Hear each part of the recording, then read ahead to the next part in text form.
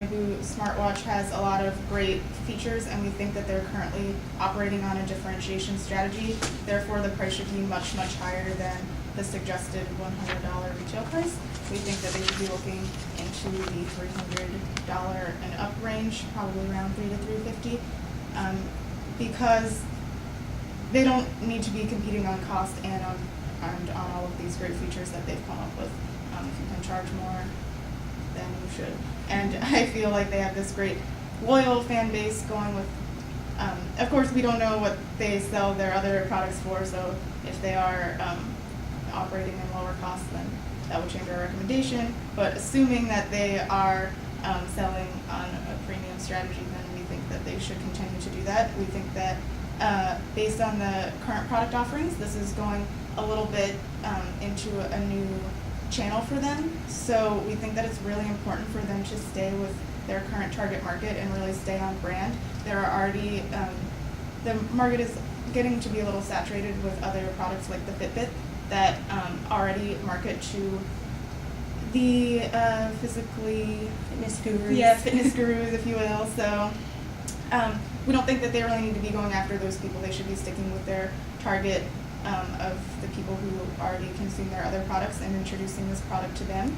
And we think that the best way to get that message across is to really send out that message of the competitive advantage of the high technology that they're using. They clearly have some great efficiencies going on, especially with the 7-day charge time. I think that's much more than other products on the market, so I would focus on that point, as well as the app development. Not only is that a value add for the user of the Bamboo smartwatch, but it's also the people who are currently consuming their products are likely to be some of those people who would be interested in developing those apps. So that's another value add that they could show them that they could potentially make money through this strategy as well. So Marty, do you want to talk about Place? So where are we going to get this? Clearly we're going to market it as a premium product, so we don't want to send it out in mass stores and get it in Best Buy or anything like that, because we don't think that it will be something that every single person wants to buy, and we don't want them all to buy it at once. So in order to capitalize on our existing loyal fan base of dedicated users that love our brand, we're going to roll it out in an exclusive kind of way. It's going to be a slow intro to market where you kind of have to, like not apply, but you have to go through. Like the Google Glass, Yeah. basically a highly exclusive. We're going to put a lot of PR behind it, a lot of hype, and then introducing it, like we said, to the initial users who are already consuming the other products, as this is the next big thing in technology that you really want to have as a complement to the rest of the products that they already have. So that's how it would start, as like a referral base like the Google Glass. Mm-hmm. And eventually we would expand, of course, to their website and make it available to more people, and also some of the other Amazon.com stores that were mentioned in the case. Obviously, a lot of stuff is on Amazon, so we wouldn't recommend staying away from those for the entire product lifetime, but for the initial launch, we think that it should be highly exclusive and a premium product, higher price.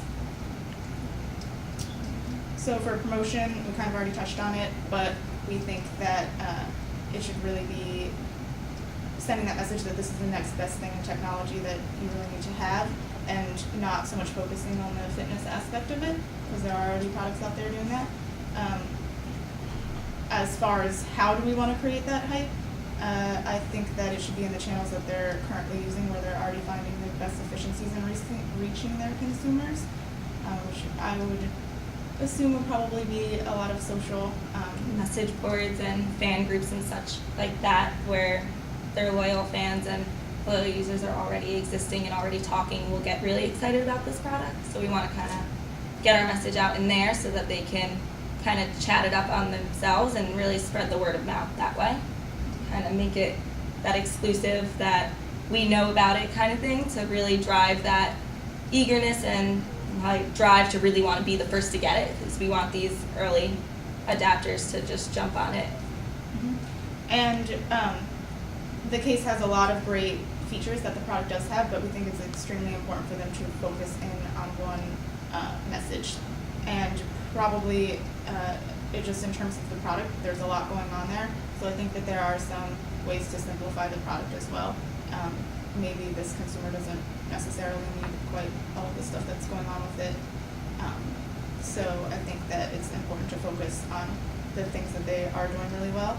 Another recommendation that we did have for the company, since they have this great efficiency with the battery lifetime, we think that that would be a great place for them to diversify their product offerings and potentially even their revenue stream by leveraging that technology for other companies that could help them hedge against risk if trends change or what have you in the marketplace. They can at least still be selling this type of technology. I don't think battery lifetime, a good battery is definitely a less risky product than a trendy thing like wearable tech, which certainly on the rise, but Still new and uncertain, so. So I think we're actually all set. That was our recommendation for Naboo. So thank you for your time. Great, thank you guys. So, my question is regarding the target you chose, and I guess you went with the fan base that Razer already has. Who specifically, like, looking at the products that Razer offers, who do you think specifically within this fan base will want this product? And yeah, I guess that's my question. So if you had to go deeper into who this target is, who would you say specifically it would be? So like. And you can you have 3 minutes, so you can discuss and then respond. I think we probably the younger Richard. It's probably more southern as, but since they're going to be putting it on all different cars, that's a little less diversity. It's probably where everyone else is. Yeah, that's basically what it is. What's the word for that? Right after it's the one before that.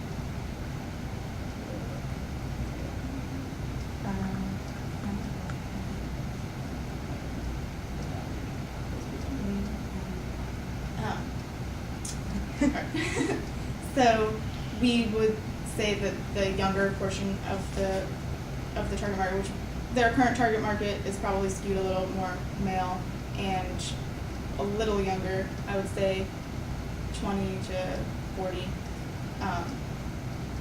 And so we would be targeting the younger end of that, 20s to 30s. And well, 35. And then the richer. The people that can want and afford and can afford this product, Yeah. definitely. Because someone buying a mouse might have a different budget than someone that can afford this. So definitely the ones that are willing to invest money and have the money to invest in these products. But also just the ones that are usually the younger ones that want the next best thing, always want to have the next coolest tech item just to say they have it and to try it out and to be the trend leader in that way in their circle of friends. Okay, my question has to do with promotion. You talked about you're going to use their current existing fan base and you're going to do a lot of PR and create this exclusivity and hype. So Razer has a lot of social media platforms right now. Which one would you pick to specifically focus on if you can only pick on one? Would you pick their Facebook page? Would you pick their Instagram account? Which one would you pick?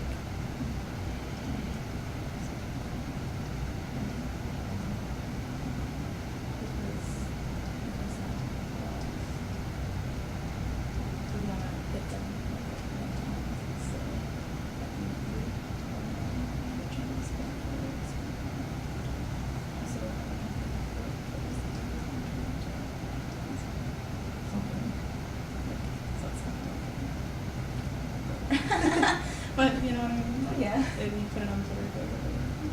And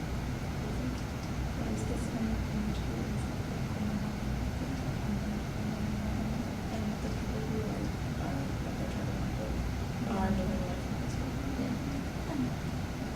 if we had to focus on one, we would try to focus on Twitter especially, because we feel like our main target market is kind of that new trendy person that, I mean, Facebook's been around for a while, everyone's parents are on Facebook, they're kind of shifting away from it, and everybody's taking to Twitter. We feel like it's growing a lot more with our target market at least. With it, we can also kind of send out a lot of updates and different tweets about it without it seeming as blasting and annoying as some other social sites. You don't want to see your entire Facebook feed, but if you tweet something every day, it's really not that big of a burden on the consumer. They just see it and they get excited about it, and it also has the big viral effect. Trying to make that into an action. But things on Twitter so easily get retweeted, and it's so much simpler. People might not be willing to, I don't know, I'm more protective about my Facebook page. I don't just share everything on it, but if I see a tweet, like, I don't think twice about retweeting if I think it's something really cool. So we would want to kind of get that viral so that we get more people talking. And plus, the whole structure of our promotional strategy is going to be like creating this hype, and so there's going to be kind of this mystery about it, and that's really easy to do on Twitter because you are limited on characters, and it's kind of like a trend on there to be a little mysterious and kind of encourage that click through, which would, I think that sure would be provided. So. Okay, Thank good. you, guys. Thank you. Yeah. We'll take your cases. Yeah. Thank you. Thank you. It's nice luck. meeting you. Nice to meet you.